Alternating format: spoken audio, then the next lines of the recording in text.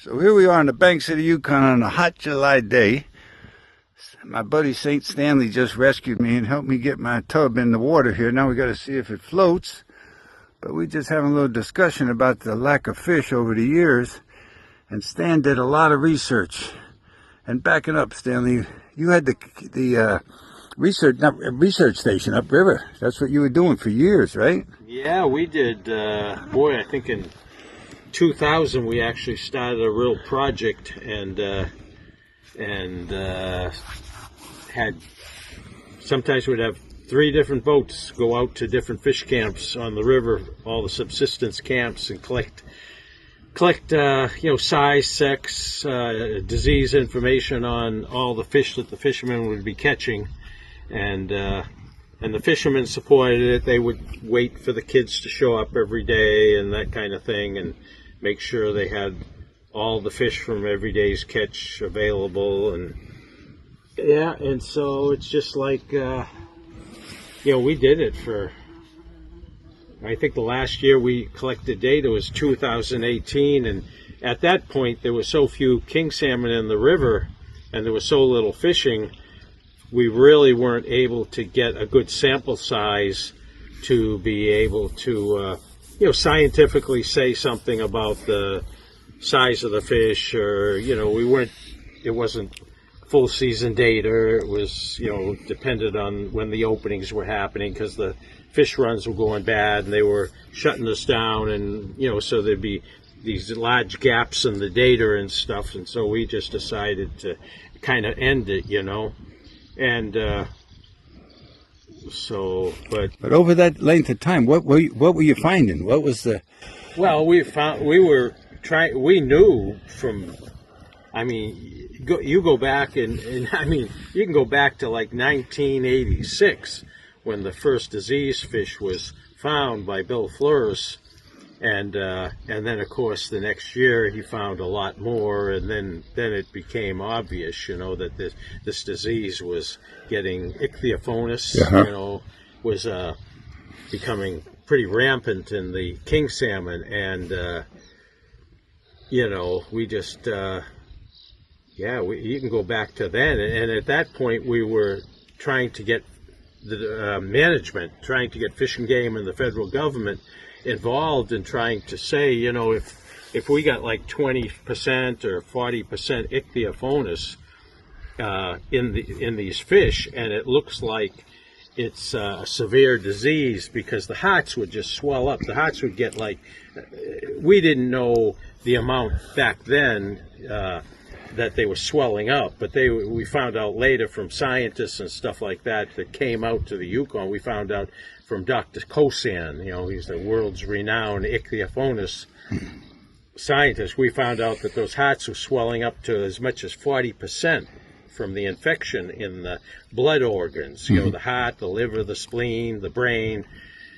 But anyway, those hearts would swell up so much, and pretty much by the time they get from the mouth to us here in Tanana and up at Rapids, that was kind of like that length of time was pretty much where what happened was, like, the disease was starting to become more pronounced by the time the fish got here. It took them that 15, 17 day period for the disease to get, because the disease was maybe in the fish or they picked it up down at the mouth, but it would progress as they were in fresh water, because they were in a spawning mode.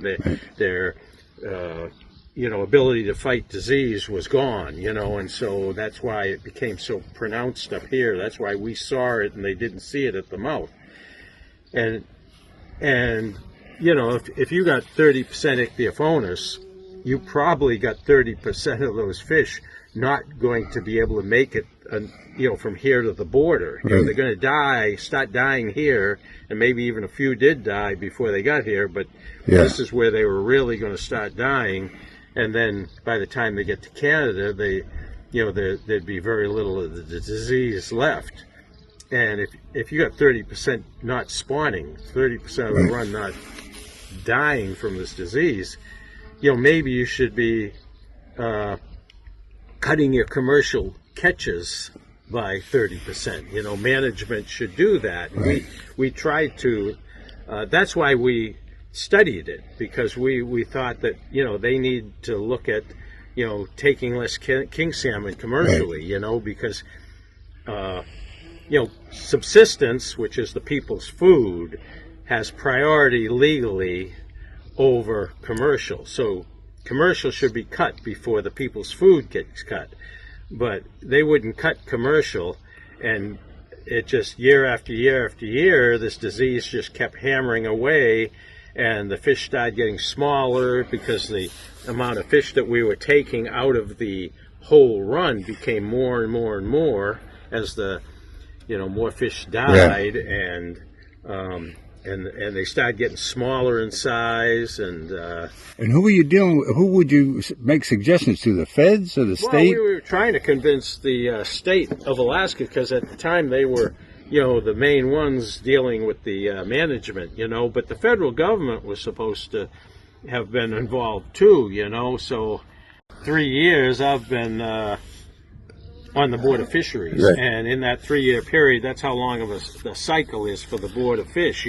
In that time, you go to every single, you know, fishing district in the state, and you deal with the proposals they put forth, and the rules and the management and all that. And and so, you know, I've seen a lot now, you know. Yeah. And it's not just on the Yukon. You know, I've seen how things are handled elsewhere, and to me, you know,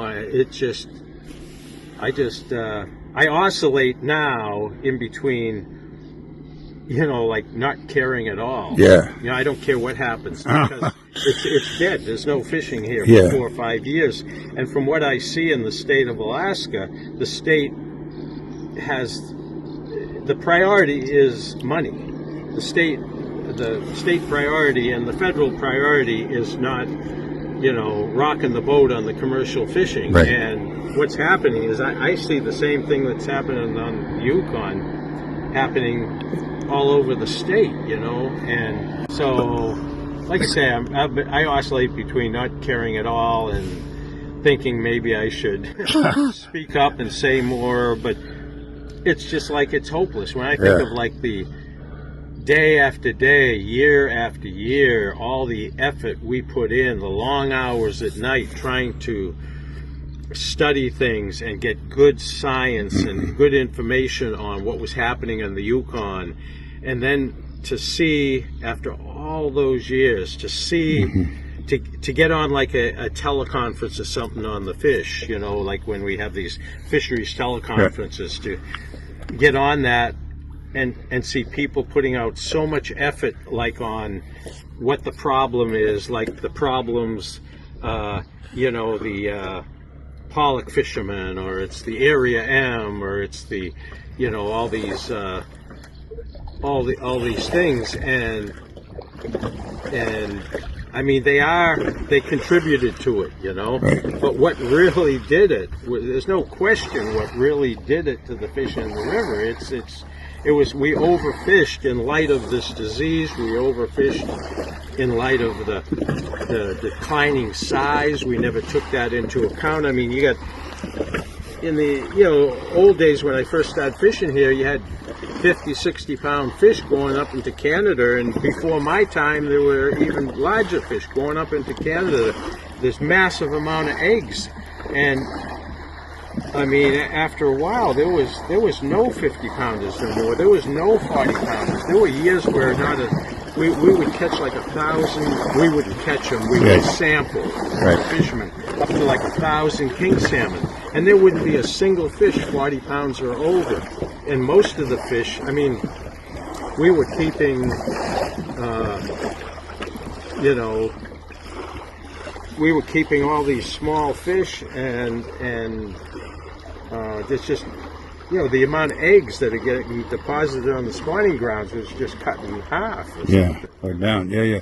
Well, so the people that benefit, I mean, if the state went along with it, they were obviously, you know, bending to the commercial request of let's fish more and get more while we can and get the big ones downriver, probably at the mouth, or mostly at the mouth, because the further I get away from the Yukon, the more theories I hear by the experts, the Google experts, that, people were cutting for eggs and the natives did this and all.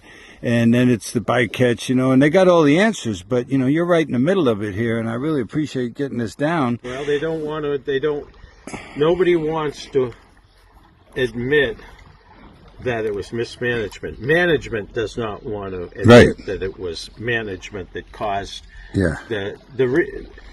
we have a problem with the chum salmon and the king salmon now. There's, climate change, there's warming waters, the El Ninos are more severe. There's a lot of problems which, we're dealing with now. But why the Yukon is so severe, I was on a teleconference the other day. Fish and Game brought it up that probably the reason it's so severe in the Yukon River is because it's such a long river. Well, that may be a little bit true, but that's not what...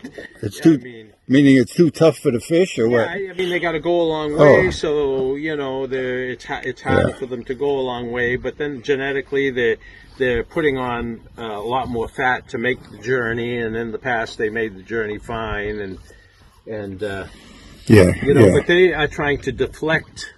They're trying to blame the pollock fishermen. They're trying to blame the long river. They're trying to blame climate change. They're trying to blame anything.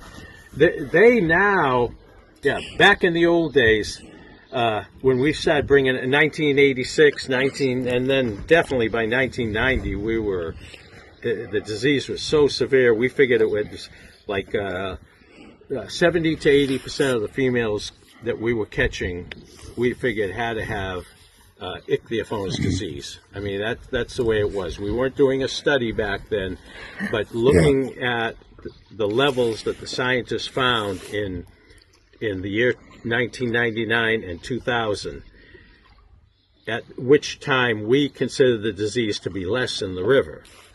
It was 50% in the females those first years when that scientist came up here and sampled the fish.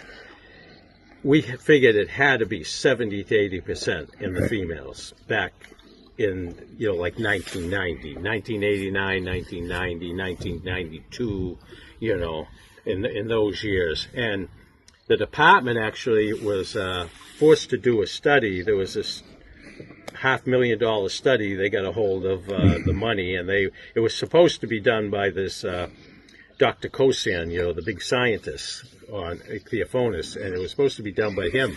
But the state forced the money to go to them, and they did the study, and they came out with the conclusion that the disease was not. They went before the Yukon River panel and to present their findings, and they have a PowerPoint, which I have, and the final bullet points on the PowerPoint were that ichthyophonus disease was not. Ichthyophonus disease infected fish were spawning successfully, and ichthyophonus infected fish were making it to the spawning grounds fine. Those two things, that they were spawning successfully and that they were making it to the spawning grounds. And it was not, a problem. Right. And now, after commercial is closed in 2007, and it's now 2025, and we've gone through all these years of no commercial fishing and lately no subsistence fishing. Now, after all those years, the department is looking for ways, this is my opinion, the department is looking for ways to deflect the idea of mismanagement away from them. And they are now saying that ichthyophonus is the reason the king salmon aren't making it into Canada, that they are dying off. And I actually ran the fish wheel for this study, which those are the conclusions of. So here's the department, does a complete flip on their opinion on this disease. Now, when there's no commercial to protect anymore, there's no need to have commercial be the bad boy anymore. So now it's the good boy. It's what's hurting the run. So it's right up there with the Bering Sea pollock fishermen, the Area M fishermen, which do take king salmon, are contributing to the problem, and they need to contribute to the solution now. But they are not what screwed up this river. So Dan O'Neill references you a bunch in that Fall of the Yukon King article he did. I think it was for the New York Times or somebody, right? It went somewhere. Yeah, I mean, he... Anyway, would you recommend that? The Fall of the Yukon King. I don't know how many times I've put that on my website. People will talk, like my Facebook and my website. Oh, good. Like that. I reference Dan O'Neill's Fall of the Yukon King because he came out here and he's an investigative reporter. He has a reputation for being really accurate and looking into the things he hears and the things he writes about. And it was a really, I think it tells the story of what happened to our king salmon. Yeah. Well, let me recommend that. I mean, you recommend it, and I appreciate it, and I just hope to see Dan again and catch up with him. But I really appreciate your time in that, and it's good to get close to the source. And one thing I learned a long time ago, the more you look, the more you find. So here we are with Stan Zuray on the river, catching up on things the last few years. All right, buddy, thank you. Yep. You